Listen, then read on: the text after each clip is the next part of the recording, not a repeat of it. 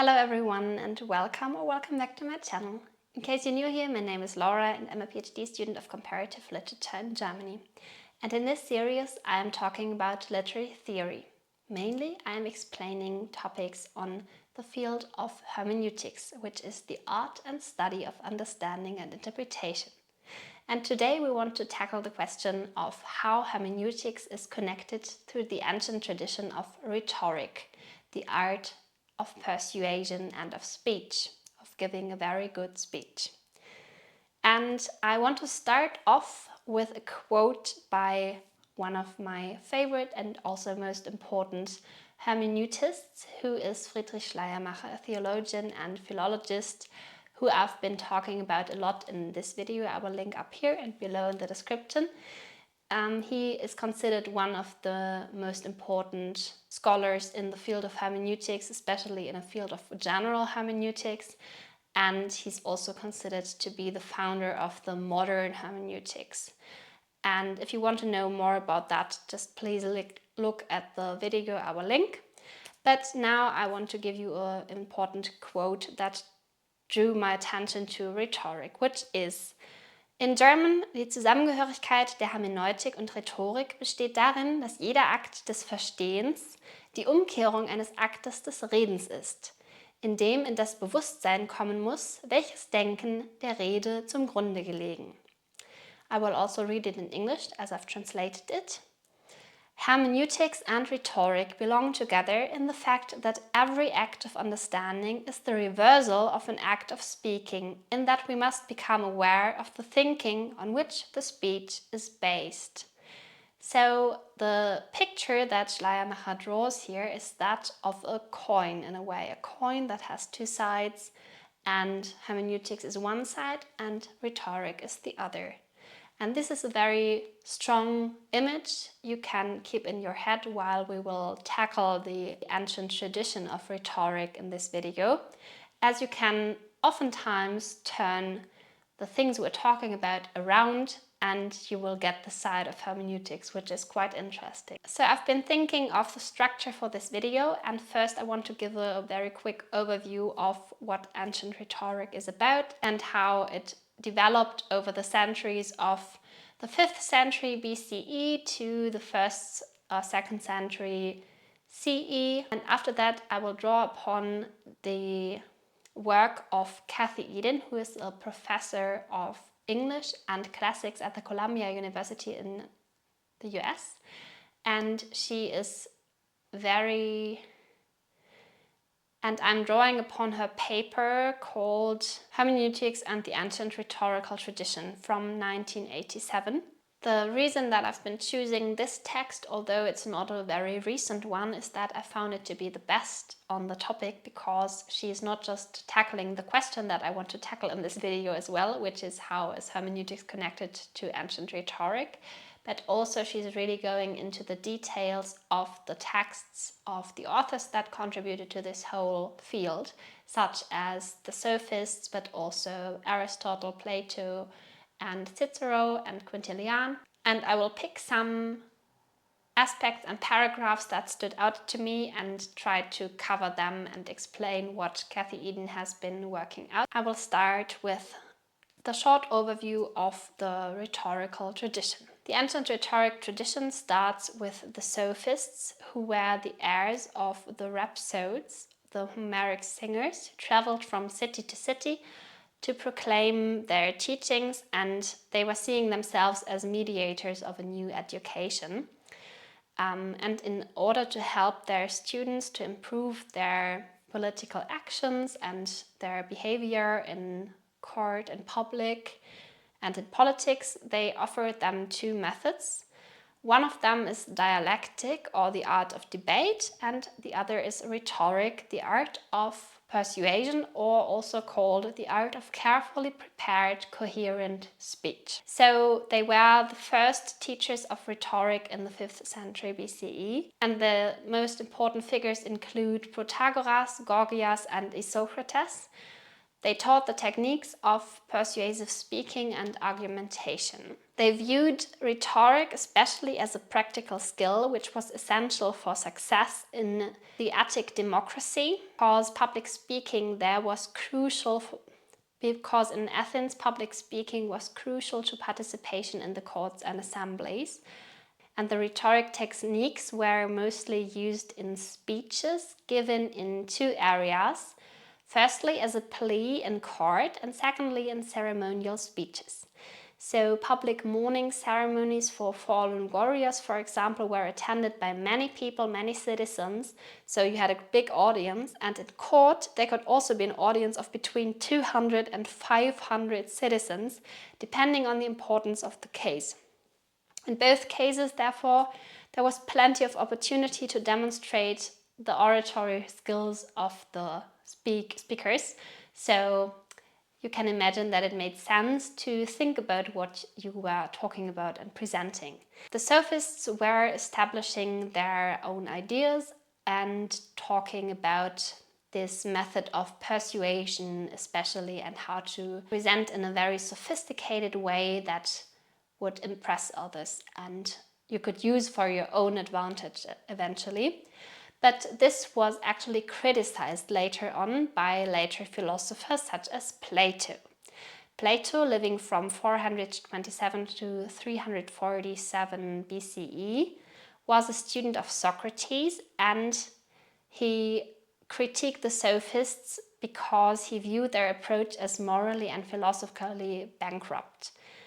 And his objections against their approach to the rhetoric tradition or the rhetoric techniques is presented in two of his works. One is Gorgias, where he contrasts rhetoric with philosophy and argues that rhetoric, as practiced by the Sophists, is mere flattery designed to manipulate audiences rather than lead them to truth.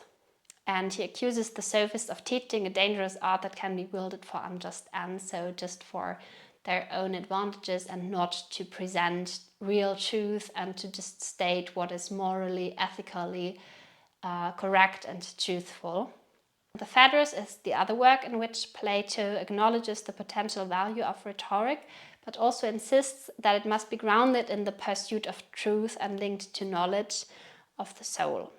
And he advocates for a rhetoric that enlightens and uplifts rather than deceives. So it's really tied to moral and ethical values. So to summarize, for Plato, the Sophists' relativistic approach to speaking undermined the moral responsibility that they had as speakers, as rhetorists.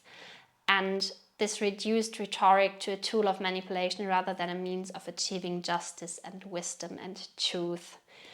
And Aristotle was a student of Plato. He lived from 384 to 322 BCE, and he sought to rehabilitate rhetoric as a legitimate and valuable art. So basically he took lots of ideas of Plato and has been working with them and developing them further, as he's been doing with many views and ideas. So as you can see, especially in his work Poetics and the Rhetorics, he has been developing Plato's thoughts further and building upon them, and also putting his own ideas into practice, and also giving a more structured approach to rhetorics. He moved beyond Plato's stance and defined rhetoric as the faculty of observing in any given case the available means of persuasion. So this is where this aspect of persuasion comes in again.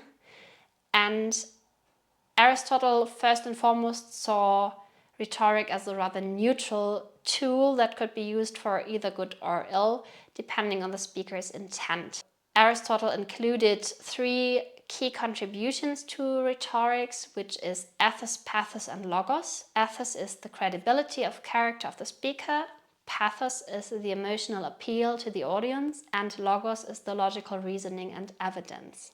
And he distinguished between arguments constructed by the speaker, called artistic proofs, and those derived from external evidence, in artistic proofs. He also categorized rhetoric into 3 branches based on the purposes. One is deliberative for decision making, second is judicial for legal argumentation in court, and the third is epidictic for ceremonial speaking. This way, by giving more of a structure to rhetorics, Aristotle refined the techniques more and showed the variety of the ways that you could use it. And later on in the Hellenistic period and in ancient Rome, the ancient rhetorists were drawing upon Aristotle again, and the whole field continued to evolve.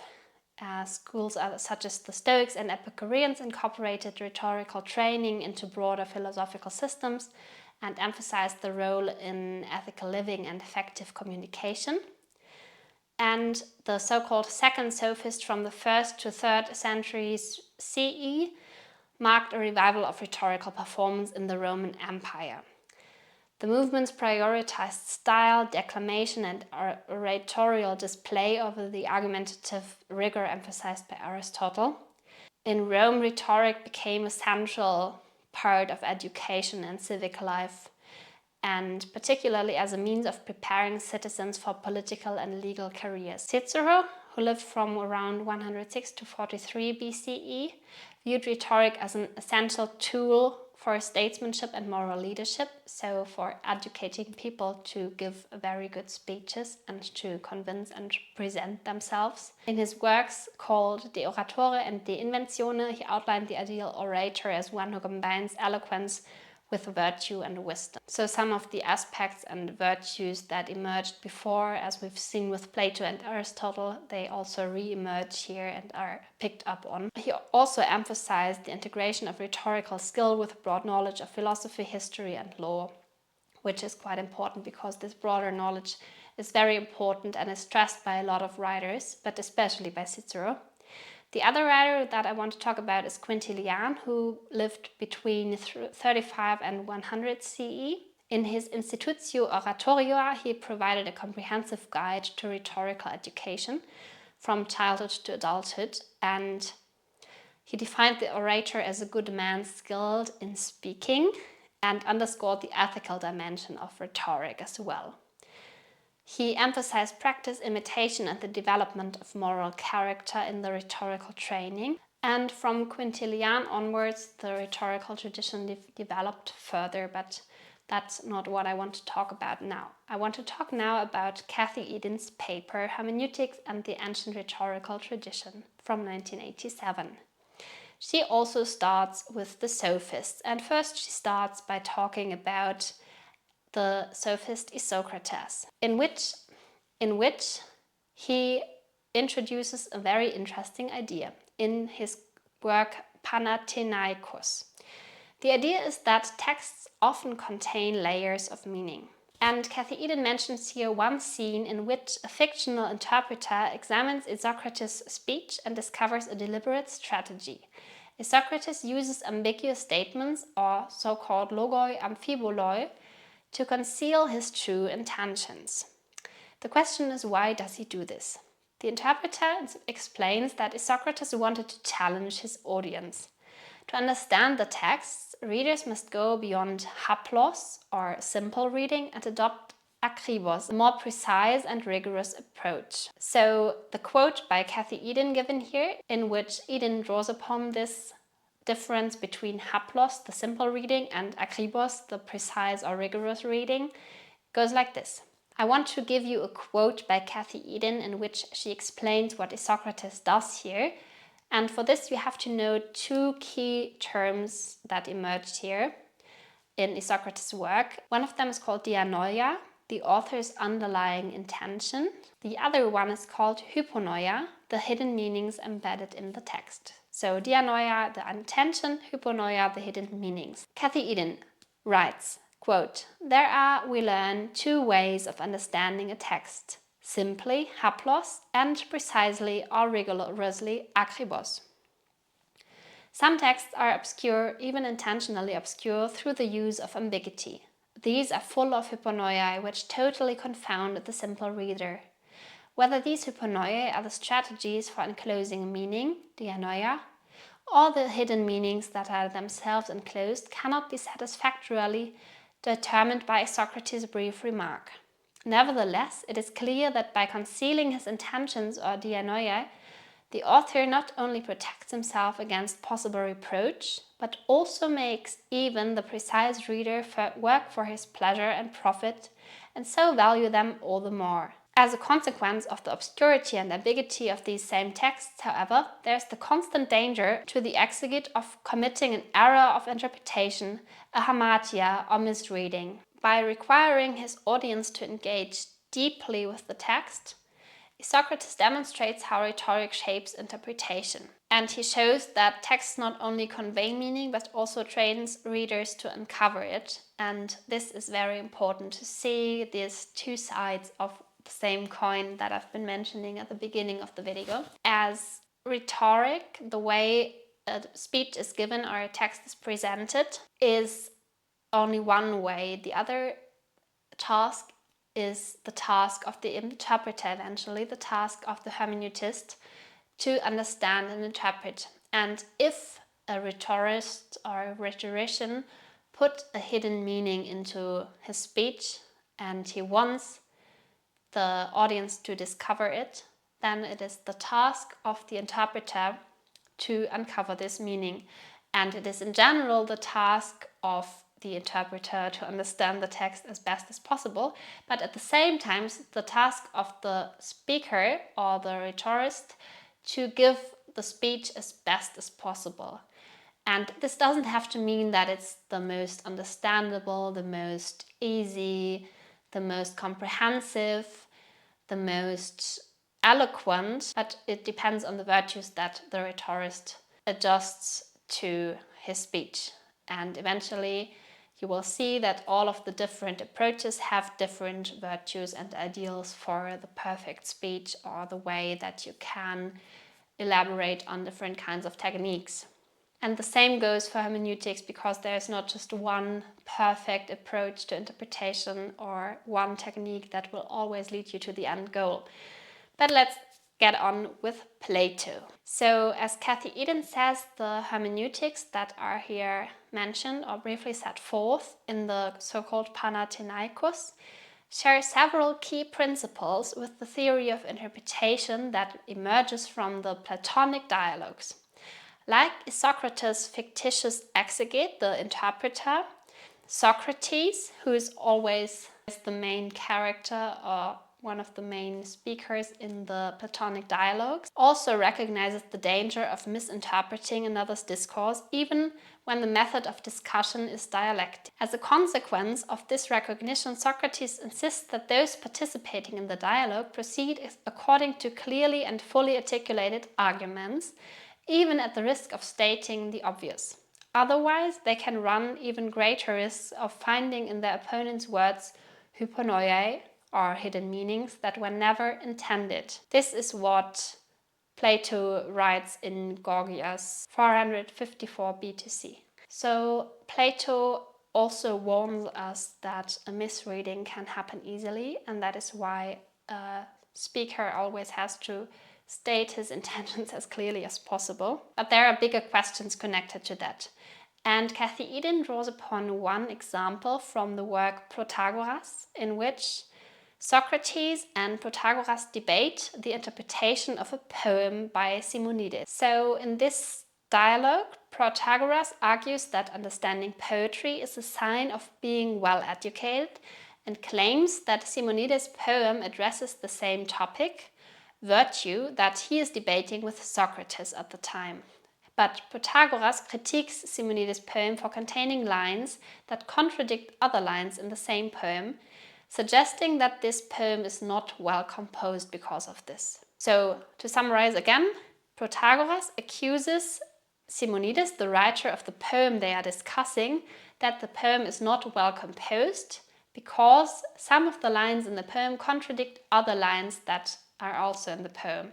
Socrates responds to that and offers a sophisticated discussion of literary interpretation in order to provide a fair and just reading, also called epanotoma, one which will sustain the judgment of others, drawing on strategies from rhetoric, legal techniques, and stylistic elements. And Socrates approaches the apparent contradiction in Simonides' poem as a judge would, seeking to correct the supposed error and provide a fair reading. For this, he uses historical, philological, and textual evidence to support his interpretation, and drawing from the remainder of Simonides' poem and similar passages in other works. His goal is to uncover the poet's intended meaning, the dianoia, which we've been talking about before. Much like a legal investigation aims to discover the truth. Plato lets Socrates come to the conclusion that the wisest man avoids just this kind of debate, because in the poet's absence it is impossible finally to ascribe truth to any one among the various contradicting interpretations. Debarred from reaching the truth, those who participate in such debates are actually only trying to enhance their own reputation. Also going back to the Sophists, where giving speeches and talking and presenting for their own good in a way, and also to convince others. And here Plato also criticizes if someone just ascribes a certain kind of meaning or finds a hidden intention to enhance his own reputation and to sound more sophisticated, more intellectual, more well-read.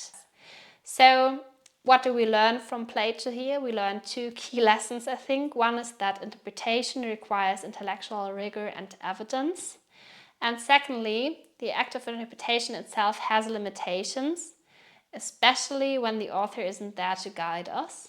But we also see that there's different approaches and that it is throughout possible to find meaning in a text by looking at the details and also comparing a passage to another passage, and to see where do these lines or verses or sentences contradict others and how do they connect together, and also maybe how do they correspond to other works of the same author. But eventually, if the author cannot speak for himself, we have to be careful with our conclusions and not to jump to those. That's what we learn from Plato.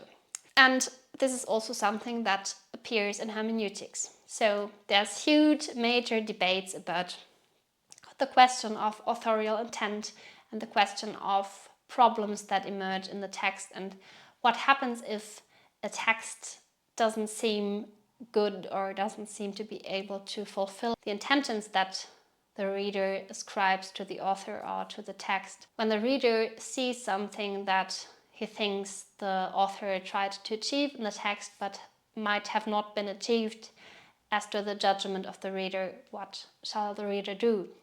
And these are questions that are not playing a major role in hermeneutics, and there are so many different approaches to this, which is quite interesting because you also see again this reverse, that in rhetoric tradition already these questions of interpretation emerged and are very, very important to reflect on the own, like writing a speech or preparing a speech, and then always thinking about how the audience will receive it, and later on for the interpretation you otherwise have to think about what the speaker, the rhetorician, wanted to achieve or might have wanted to achieve.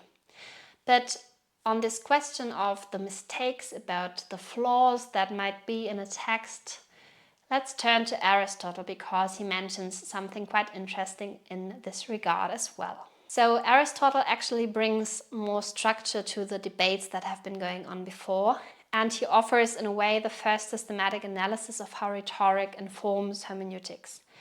In both his Poetics and his Rhetoric, he identifies two essential elements of communication. One is dianoia, that we've heard before, the intention or thought behind a statement. The other is semeia, the science or linguistic tools used to convey meaning.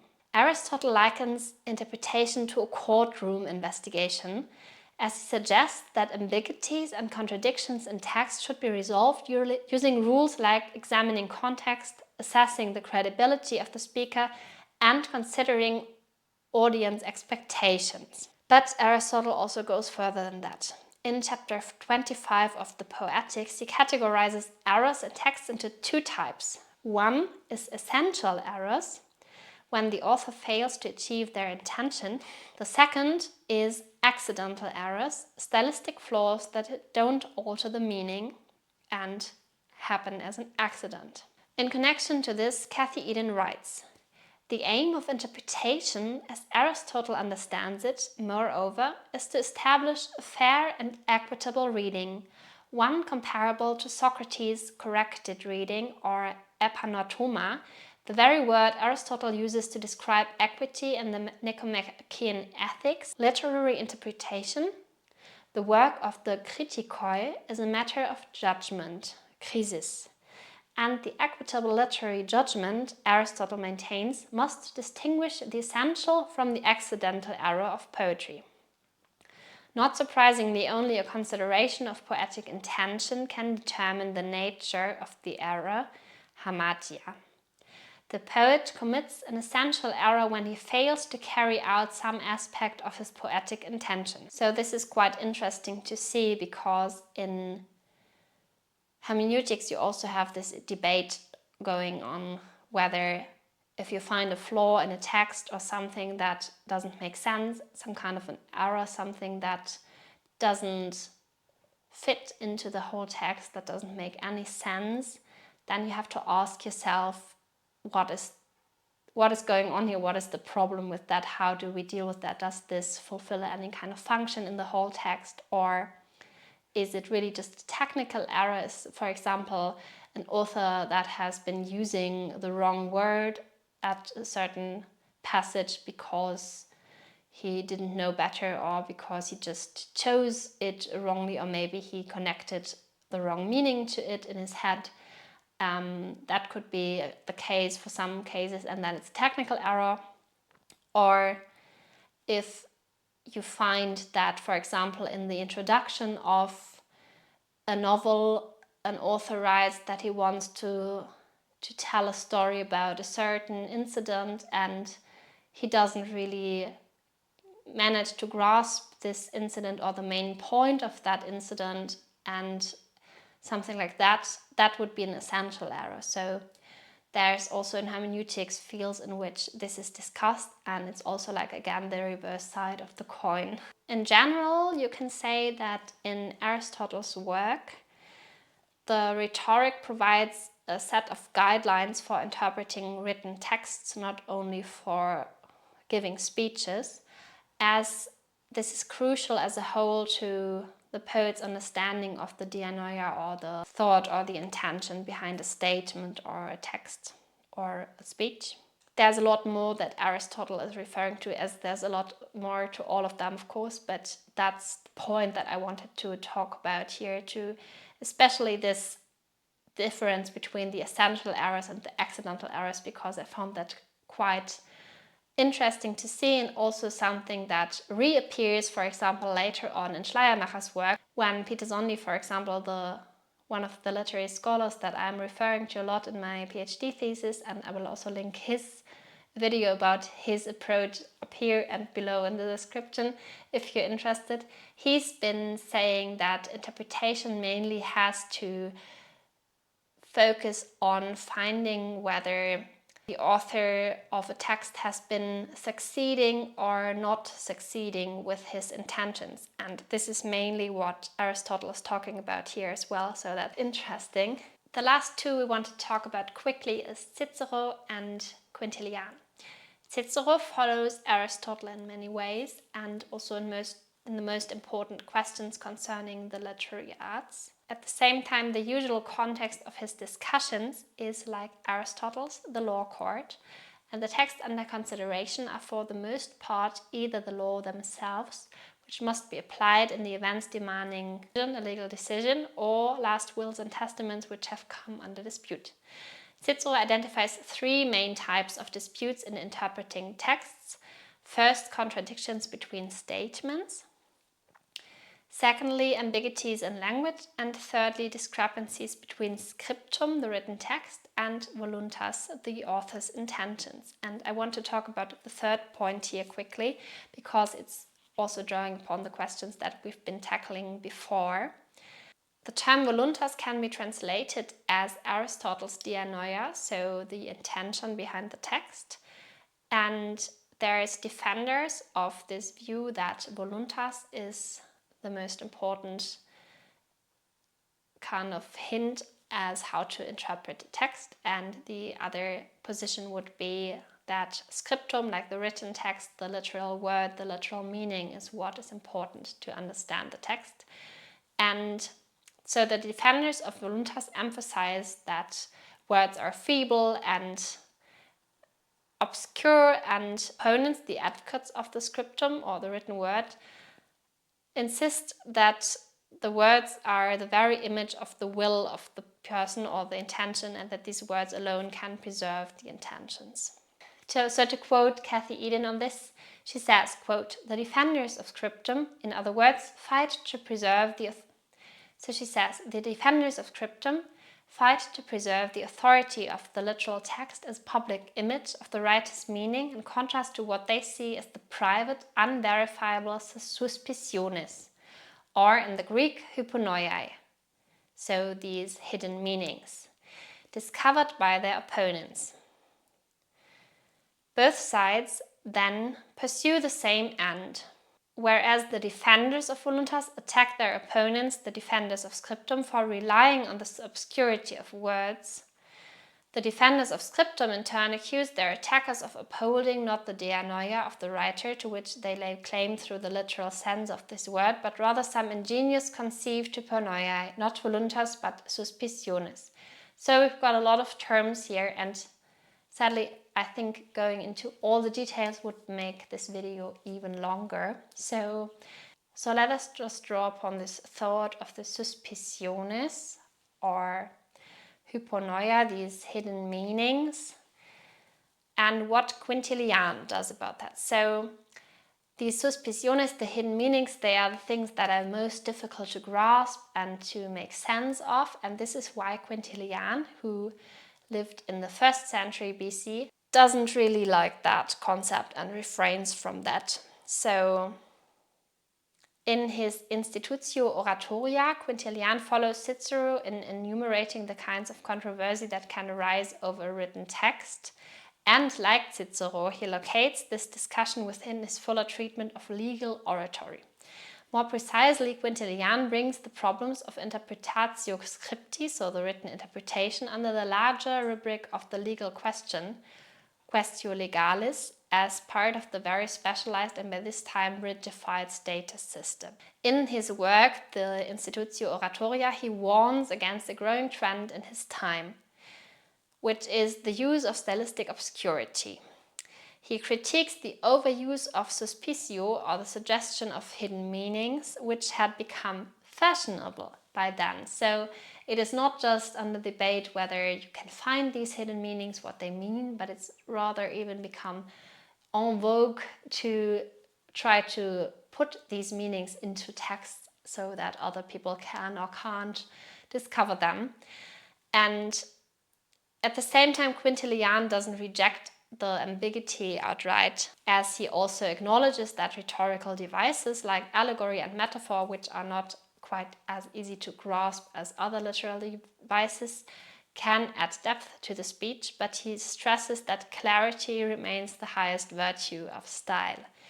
And after him, for example, Demetrius rather defends the use of these hidden meanings, suspicio, or hyponoia, but we won't go into detail on that. But one interesting thing that Cathy Eden mentions here is that with Plutarch, he mentions that these hyponoiae are then translated later on into the term allegory, and allegory is a term that is very well used and known these days as well. So basically from Plutarch's lives in the 3rd century BC till nowadays, allegory is a very important term and something you can probably better understand than this concept of hyponoia. So the connection here is very, very close between hermeneutics and rhetoric, because although hermeneutics as a special kind of interpretation method emerged later, it still already started with people not understanding some texts in ancient times, and also Aristotle has been writing about this. But as you can see, people such as Plato and Aristotle have already been writing about understanding texts and understanding others, understanding intentions, or authorial intent. All these aspects appear in these rhetorical texts already, and it's super interesting to see, to me, how this emerges. And as Cathy Eden writes beautifully in her conclusion, I will just pick up on that to come to a conclusion with this video. So remember the two sides of one coin, to see how we can see from this how rhetorics then actually leads to interpretation, or demands interpretation at the same time. So Cathy Eden says, quote, "On the one hand, the spoken word or written text, like the consequence of any other act, must be understood with reference to the intention, dianoia voluntas, of the agent, a legal consideration. As a special kind of act, on the other hand, speech or writing uses verbal signs, semeia, which operate according to their own laws of signification. When these laws are neglected, the result is ambiguity and obscurity. When they are manipulated, the result is style. When the ambiguity and obscurity are intentional, the result is a style characterized by hyponoiae or suspiciones. Texts so constructed demand a special method of interpretation." And I hope you enjoyed this overview of the different approaches and the different questions that arise for interpretation. I know it's just a quick glimpse in a way of all these huge concepts and ideas, and I hope I still could give you a little bit of an introduction to that. If you have questions, please leave them below. I will link all the sources that I've used and all further reading material that I've been looking at as well. Thank you for watching if you've stayed till the end, and also let me know if you would like to have a second part in which I'm drawing more upon the modern hermeneutic writers and what connections they see to the rhetoric tradition, such as Hans-Georg Gadamer or Paul Ricoeur, who have been writing essays about this question of how hermeneutics and rhetoric are connected. And if you like that, I would be very happy to just see you leave a comment and writing that you would like a part 2, or you would like some other question, or you would like, I don't know, for example, hermeneutics and dialectic, how are these connected? Anything like that. If you're interested, please just drop a comment below and let me know. I would be very happy. And also, if you have any further questions or remarks, please drop them down below as well. And I hope you enjoyed the video. I will see you in my next one, and hope you have a good day. See you and bye bye.